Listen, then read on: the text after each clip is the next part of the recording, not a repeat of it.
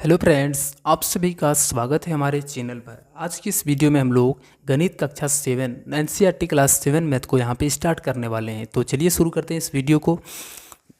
पहला चैप्टर हमारा 1.1 से हम लोग यहाँ पे क्वेश्चन बनाने का स्टार्ट करेंगे। इससे पहले चैनल पर नए हो तो सब्सक्राइब कर लो, दोस्तों को भी शेयर करो।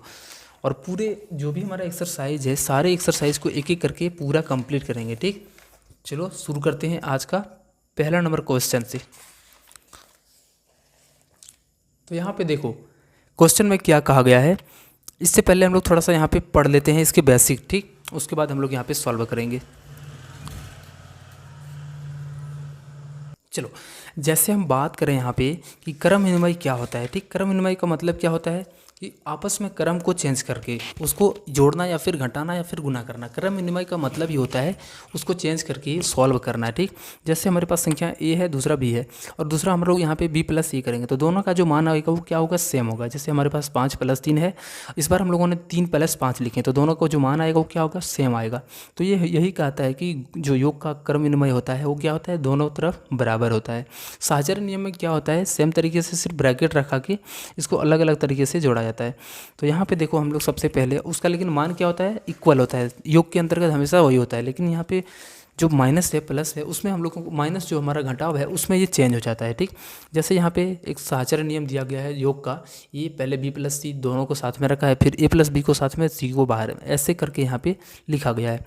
अब देखो थोड़ा सा ध्यान देना कि योजित अक्षमक क्या होता है। योजित अक्षमक क्या होता है, एक ऐसे संख्या जोड़ने के बाद हमारा वो संख्या शून्य हो जाए तो उसको हम लोग बोलते हैं योजित अक्षमक।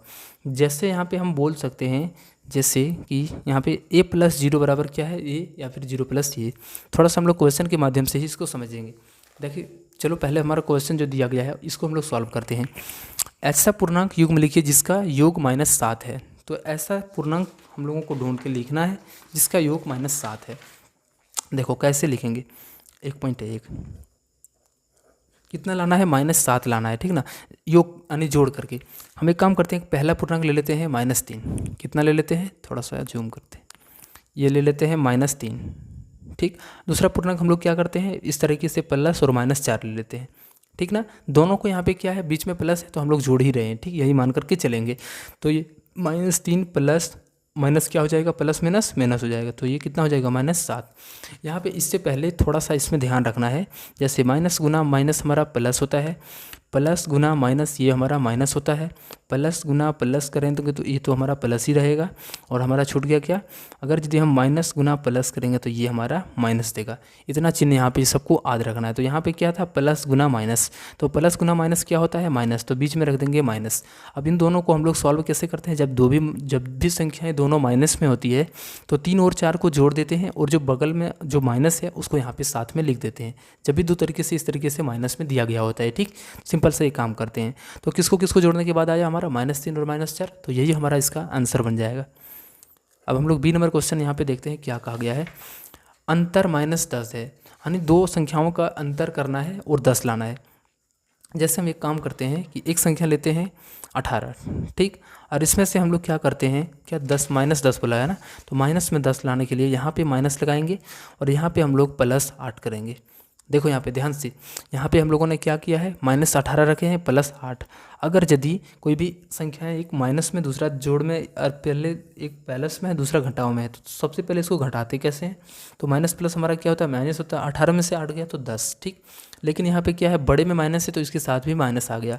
अब देखो इन दोनों को यहाँ पे क्या करने के लिए बोला गया है कि यहाँ पे घटाने के बाद हमारा अंतर -10 है, ठीक ना, तो इसको जस्ट उल्टा करके ले लो, ऐसे 8 ले लो और -18 कर दो।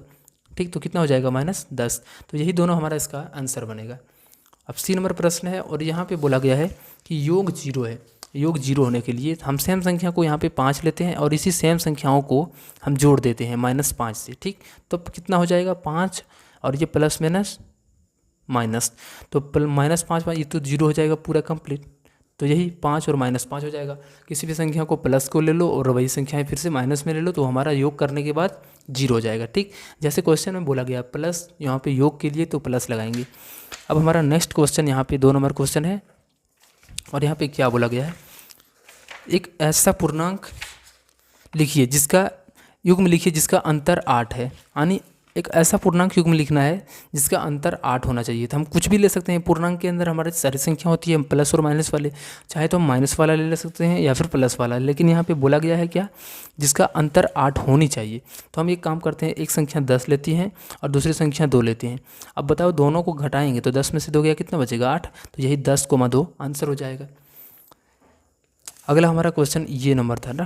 अब बी नंबर क्वेश्चन में यहाँ पे क्या बोला गया है, एक ऋणात्मक पूर्णांक और एक धनात्मक पूर्णांक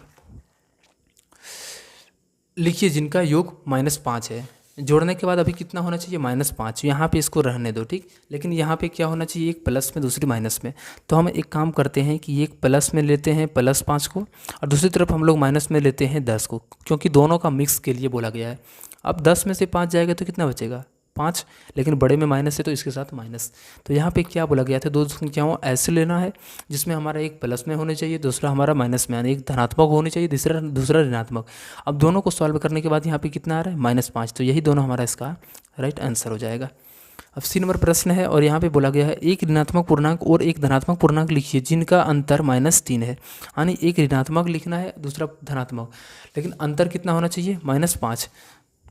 देखो इसमें योग बोला गया था ना, तो कोई बात नहीं, इसमें हम लोग क्या करेंगे, पहले -10 को लेंगे उसके बाद +5 को लेंगे, ठीक। योग के लिए यहाँ पे बीच में रखना है जो भी बोलेगा। अभी इस पर अंतर के लिए बोला गया है, तो यहाँ पे अंतर हम लोग क्या करेंगे, बीच में हम लोग माइनस रखेंगे, बीच में माइनस रखेंगे और लाना कितना है, -3। तो एक काम करते हैं, यहाँ पे हम लोग लिखते हैं 7, ठीक, और यहाँ पे लिखते हैं 10। अब बताओ 10 में से 7 जाएगा तो 3 बचेगा और इसके साथ बड़े में माइनस है तो यहाँ पे भी माइनस। तो यही दोनों पूर्णांक हो जाएगा इसका आंसर।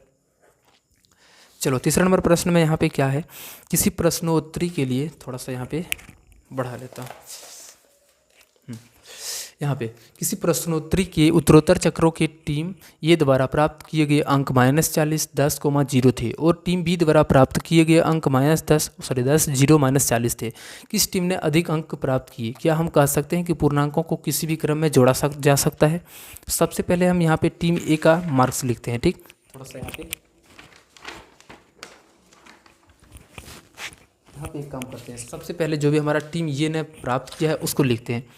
तो देखोगे तो यहाँ पे टीम ये जो है सो कितना है, पहले इसका मार्क्स कितना है, टीम ए पहले इसका जो था -40 था, सबको आपस में जोड़ेंगे, ठीक। दूसरा हमारा इसका 10 था, तीसरा 40 था, और ऐसे करके टीम बी भी पहले इसका जो स्कोर था 10 था, फिर 0 था और यहाँ पे फिर 40 था, सबको आपस में जोड़ेंगे।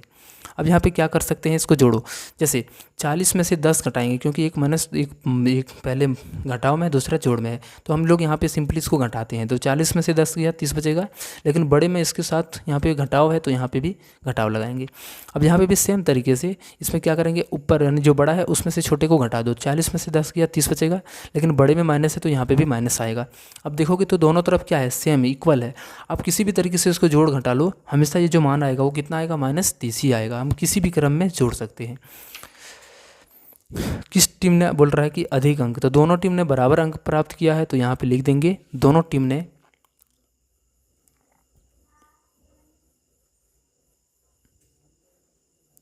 बराबर अंक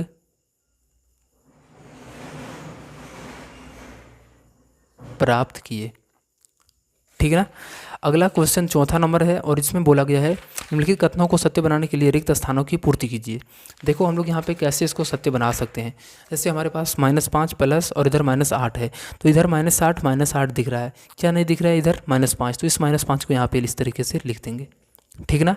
-53 में कितने जोड़ने के बाद हमारा संख्या वही रहेगा, तो किसी भी संख्या में 0 को जोड़ने के बाद या घटाने के बाद हमारा उसमें कोई भी चेंज नहीं होता है, ठीक। तो यहाँ पे क्या भर जाएगा, सिंपली 0 भर देंगे। 17 में से कितने घटाने के बाद 17 बचेगा, तो इस संख्या को माइनस कर देंगे तो हमारा 17 बच जाएगा, ठीक। इसमें 13 है, +-12 है, 13 +-12 +-7 नहीं है तो यहाँ पे -7 भर देंगे। इसमें -4 -4 15 15, ये -3 नहीं है तो यहाँ पे भर देंगे -3।